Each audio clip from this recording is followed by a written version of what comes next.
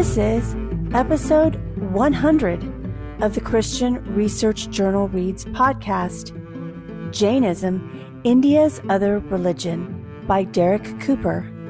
This article was originally published exclusively online in April 2024 for the Christian Research Journal's Volume 47, Number 2. The Christian Research Journal Reads podcast presents audio versions of Christian Research Journal articles. To read the full text of this article and its documentation, please go to equip.org. That's EQUIP.org. Jainism, India's Other Religion. This article is by Derek Cooper and read by an automated voice.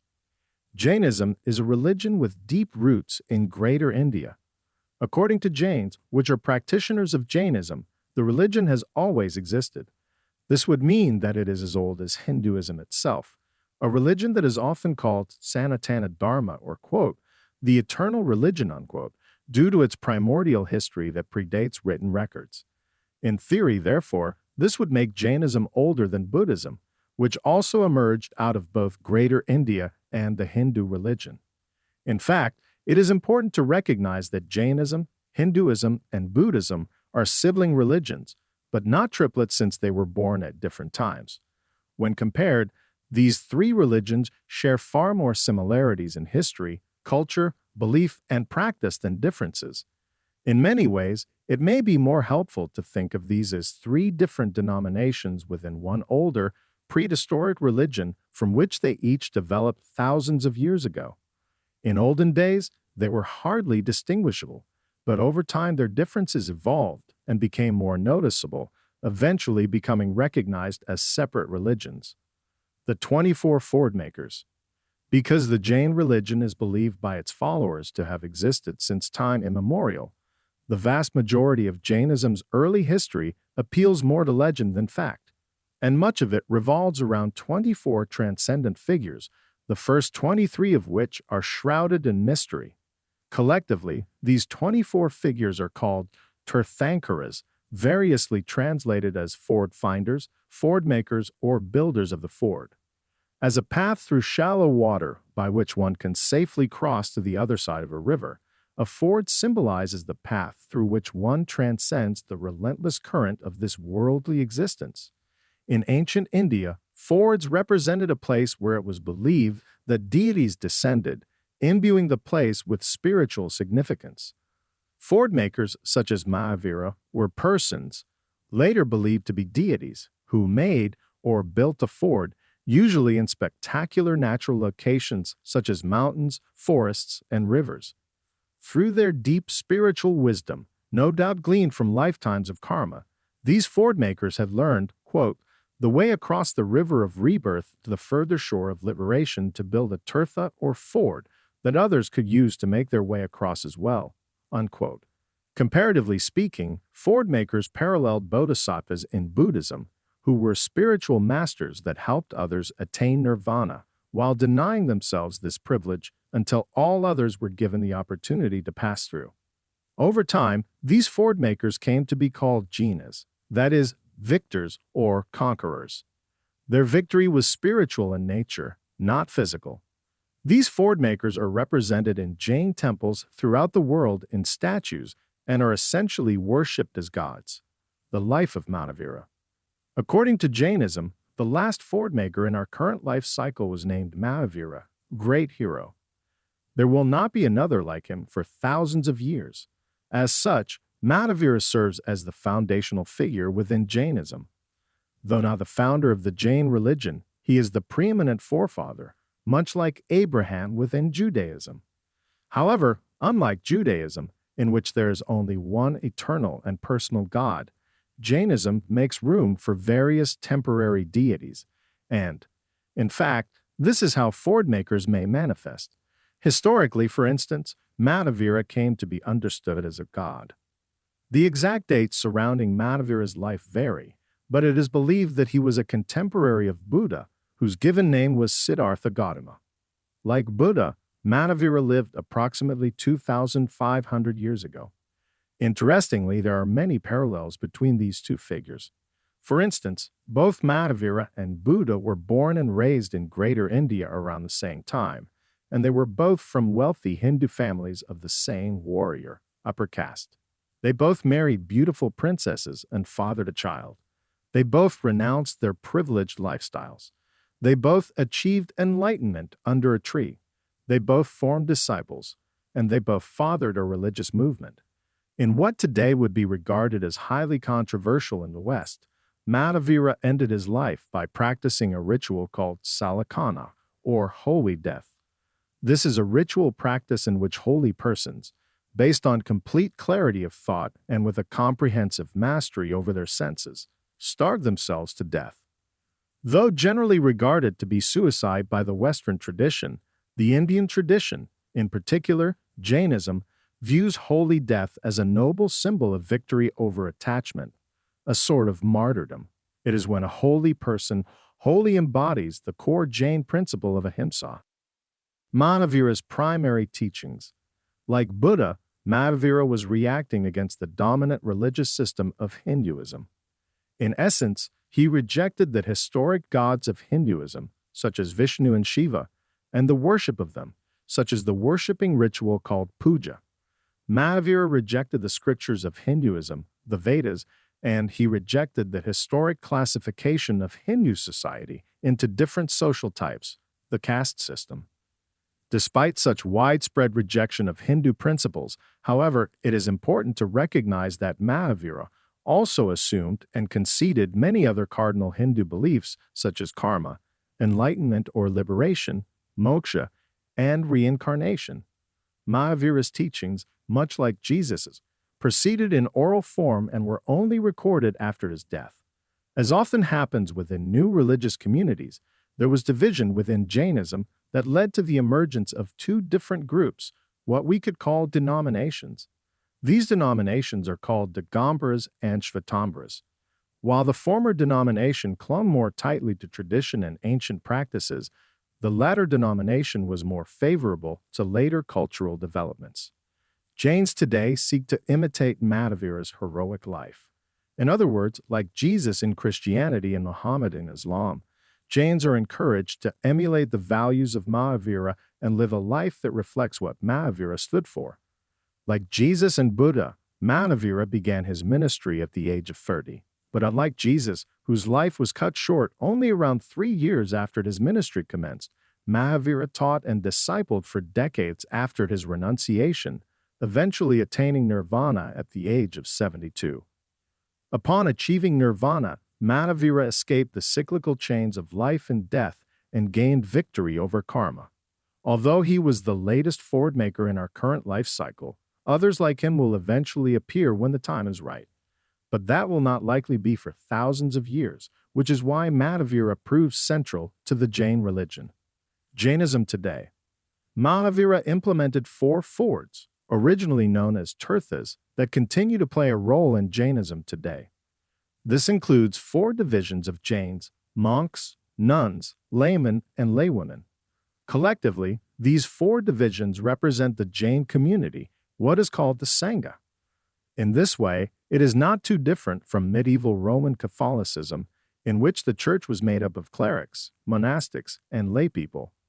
Although the vast majority of attention within Jainism is focused on monks and nuns, again, much like medieval Catholicism, emphasized those who took holy orders rather than everyday believers.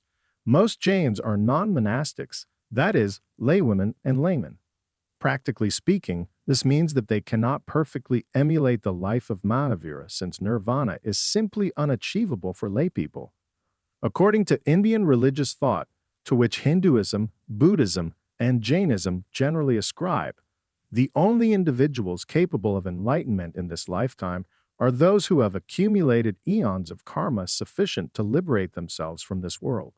In other words, only monks and nuns would be capable of this, meaning that the life of most Jains is focused on attempting to live a good, honest, and ethical existence, while providing material support to monks and nuns who dedicate their days and nights to the achievement of enlightenment. Although Jainism shares so much of its history, beliefs, and practices with Hinduism and Buddhism, it is a much smaller religion. Collectively, there are only around 5 to 6 million practicing Jains today. Most of them live in India, but even there, they represent less than 1% of the Indian population.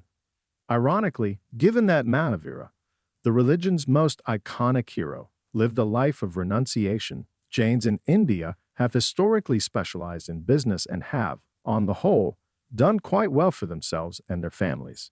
In fact, on average, Jains are wealthier and better educated than both their Hindu and Muslim Indian counterparts.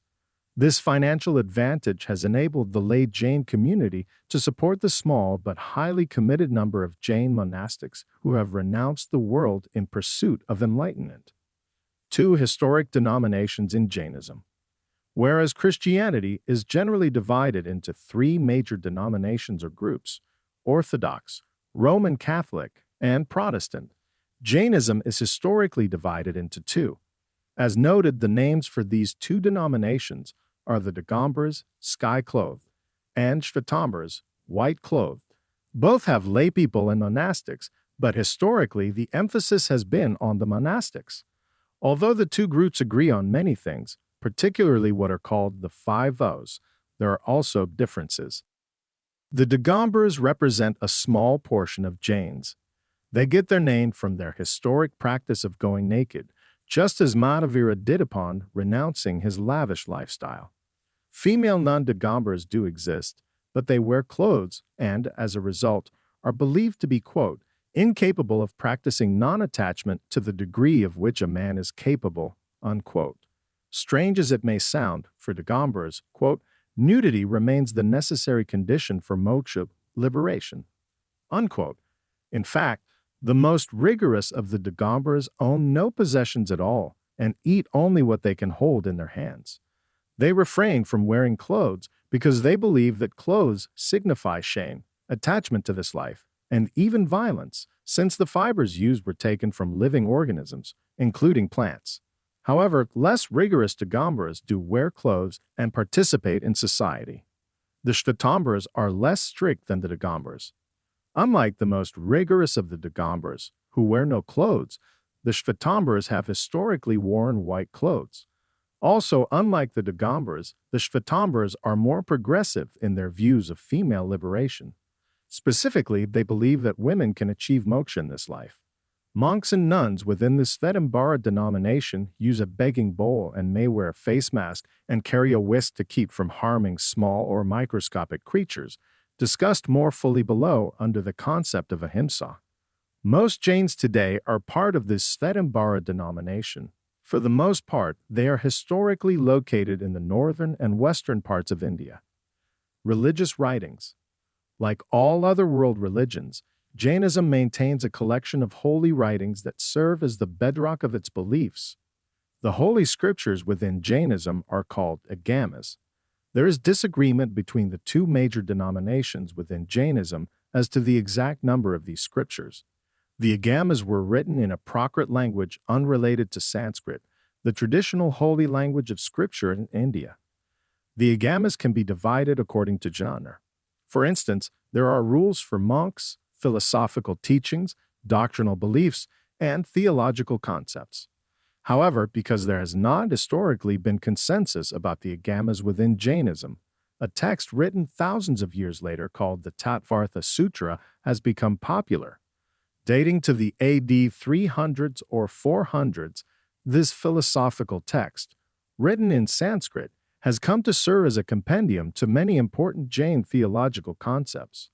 The Tattvartha Sutra begins as follows, quote, right faith, right knowledge, and right conduct together constitute the path to liberation, moksha, unquote, and it ends with directions for how to achieve enlightenment, quote, omniscience or perfect knowledge, keval jnana, is attained through destruction of delusion and destruction of knowledge covering, perception covering, and obstructive actions, karmas, unquote. Once this happens, freedom from the endless cycle of birth and rebirth is achievable. Quote, owing to the absence of the cause of bondage, bandha, and with the functioning of dissociation of actions, karmas, the annihilation of all actions, karmas, is liberation, moksha, unquote. Since the late 20th century, the two Jain denominations have come to regard a scriptural writing called the Saman Suttam as representative of Jainism. This is effectively an integration of different Jain scriptures according to the two major denominations. Its status as scripture is, therefore, very recent, but over time it could become more essential to the Jain religion. Beliefs.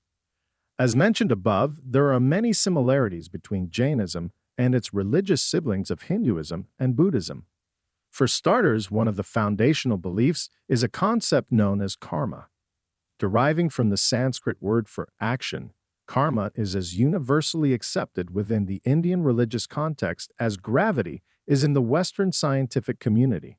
According to the Indian religious worldview, everything thought, said, and done generates karma that will return either positively or negatively. Within Jainism, in fact, karma takes on a physical force, meaning that one's physical actions, in addition to mental intentions, can do either good or bad. Based on the universality of an impersonal force like karma, it becomes evident that Jainism has little role for a god or deity.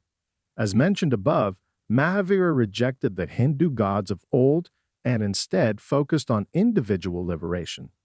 Ironically, over time, Mahavira came to be recognized as a god, or, in some instances, a great hero within the Jain religion. This also happened to Buddha, who also rejected the Hindu gods only later to be regarded as a god himself by his religious descendants. In addition to karma, another important belief within Jainism is reincarnation and what is called samsara. This is shared among all major Indian religious traditions. As the Jain scriptures teach, quote, "The mark of a substance is existence," unquote. The soul of all living beings, whether flowers, rocks, humans, or animals, continue generation after generation. In contrast to the Abrahamic or monotheistic religions of Judaism, Christianity, and Islam, which believe life to be linear, temporal, and unrepeatable, Jainism understands life to be cyclical, eternal, and recurring. This cyclical worldview is called samsara. All beings are trapped within this cycle lifetime after lifetime unless liberation is realized. This liberation, called moksha, is achieved by eliminating karma, and karma is eliminated by following the three jewels of Jainism. These are right faith, right knowledge, and right conduct. First is right faith, which necessitates believing in the holy figures called jinas or ford builders, and later coming to be recognized as gods from the days of old who paved the way toward enlightenment. Second is right knowledge, which involves understanding what these historic figures actually taught. And third is right conduct, which entails behaving in a way that is consistent with the core teachings of the religion. Scholar of Jainism, John Court summarizes the three jewels as follows, quote, "The Jain who wants to travel a path to liberation must have faith in the Jain worldview, must have knowledge of the details of that worldview, and must act properly in accordance with that worldview." Unquote. The individuals who follow this threefold path can achieve moksha or liberation from the shackles of samsara. But as mentioned above, this path is realistic for really only Jain monastics, monks, and nuns, not ordinary Jain laypeople. One last belief within Jainism that merits discussion is what is called ahimsa. It is variously translated as non-violence, non-harm, or peace. Because beliefs like karma, reincarnation, and enlightenment are equally shared among Hindus and Buddhists, it is perhaps safe to conclude that ahimsa is the primary distinguishing belief within Jainism. In fact, it is so important that even Mahatma Gandhi, 1869 to 1948, though Hindu, adopted this Jain mindset as one of his most essential beliefs in his campaign against the British Empire. As Gandhi embodied in his peaceful protests against the British, ahimsa promotes nonviolence, but that is not the same thing as promoting an action. As discussed above, karma always exists on earth, so no action can ever be karmaless.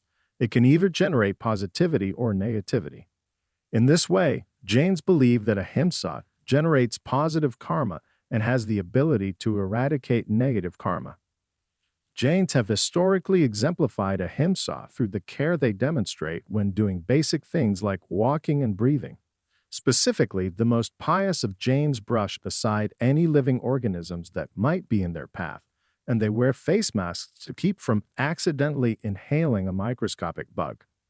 This, of course, is not the path of Jain laypeople, but it is not uncommon to witness among certain Jain monastics.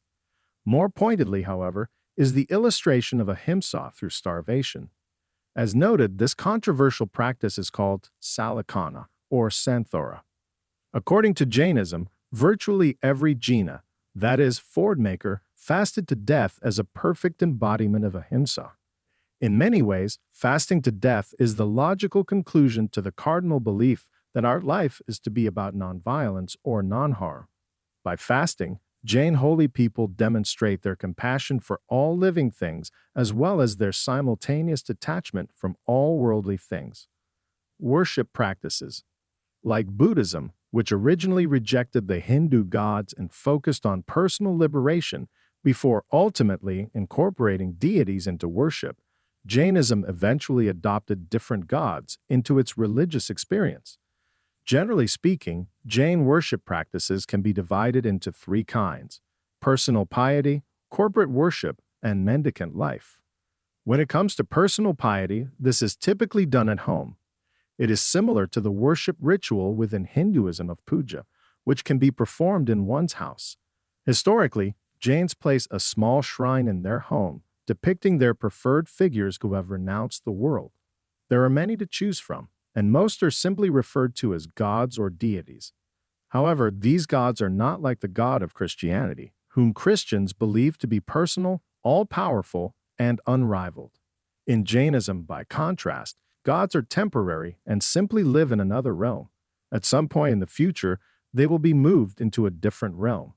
Though not existing eternally, these figures, or gods, are nonetheless cared for with great adoration and attention. As with Hindu gods, the images depicting these gods are ceremonially bathed, worshipped, and fed. In fact, the family altar centralizes family devotion each day around these figures, typically in the morning, with this traditional prayer called the Maha Mantra. Quote, "I bow before the worthy ones. I bow before the perfected ones. I bow before the leaders of the Jain order. I bow before the teachers of the Jain order. I bow before all Jain monks in the world." Unquote. Corporate devotion occurs inside Jain temples, at pilgrim sites, and on specific holy days during festivals. In these Jain holy spaces, believers bow before, gaze at, and pray to the images of the Jainas displayed. These images offer a physical depiction of a spiritual being. Each Jain temple may have a different number of Jainas depicted, but usually there is a primary one. This is similar to Hinduism, and, in fact, in the United States, it is not uncommon for Hindu temples to share space with Jain temples. However, there are not clerics or ordained clergy as in Christianity. The prayers offered to the gods are similar to the prayers offered by people in other religions. Jains pray for health, prosperity, safety, and so on. But not all Jains worship gods. Some tend to focus on living teachers, such as gurus, who are able to offer sage advice and give blessings to their followers. A final type of worship within Jainism has to do with mendicant communities. These are monks and nuns, and they have received a disproportionately large amount of attention among religious scholars at the expense of Jain laypeople. Jain monastics abide by 5 vows, and their daily lives are quite different from laypeople. As mendicants, they beg for their food. This also entails owning no possessions, refraining from any sexual activity, performing daily rituals and worship practices, and generally living separate from all worldly things. These monks and nuns commonly practice meditation. For instance, one daily meditation practice is called samayika, and it is designed to last twice the number of the Ford makers, that is 48 minutes. As with Buddhism, the purpose of Jain meditation is to cultivate one's true identity. It is supposed to disentangle a person from the attachments of the world. It is not altogether different from another Eastern concept called equanimity, which entails being so conscious of one's impermanence that one is completely aware completely steadfast, and completely serene. Critique of Jainism from a Christian perspective. With its emphasis on ahimsa, reincarnation, and moksha, Jainism presents a worldview that contrasts sharply with Christian beliefs. From a biblical perspective, Jainism's rejection of a personal creator God and its reliance on individual effort for salvation deviates from the Christian doctrine of redemption through faith in Jesus Christ. Additionally, while both religious traditions establish an ethical framework for living, Jainism's strict adherence to ahimsa raises questions about the practicality of its ethical framework in a fallen world, and its undue dependence on human nature rather than divine mercy falls far short of genuine grace. Ultimately, Christianity offers a path to salvation through the sacrificial atonement of Jesus, lifting us up out of the brokenness of our lives, which contrasts greatly with Jainism's reliance on human striving for spiritual liberation. Thank you for listening to another episode from the Christian Research Journal Reads podcast, which provides audio articles of Christian Research Journal articles. If you go to equip.org, you will find a brand new article for the Christian Research Journal published weekly. In addition, please subscribe to our other podcasts. Wherever you find your favorite podcasts, you will find the Christian Research Journal Reads podcast, the Postmodern Realities podcast, which features interviews with Christian Research Journal authors, our flagship podcast, the Bible Answer Man broadcast, and the Hank Unplugged podcast, where CRI President Hank Hanegraaff takes you out of the studio and into his study to engage in in-depth, free-flowing, essential Christian conversations on critical issues with some of the most interesting and informative people on the planet. At equip.org, you will also find a lot of resources to equip you, including many thousands of Christian Research Journal articles. That's equip.org.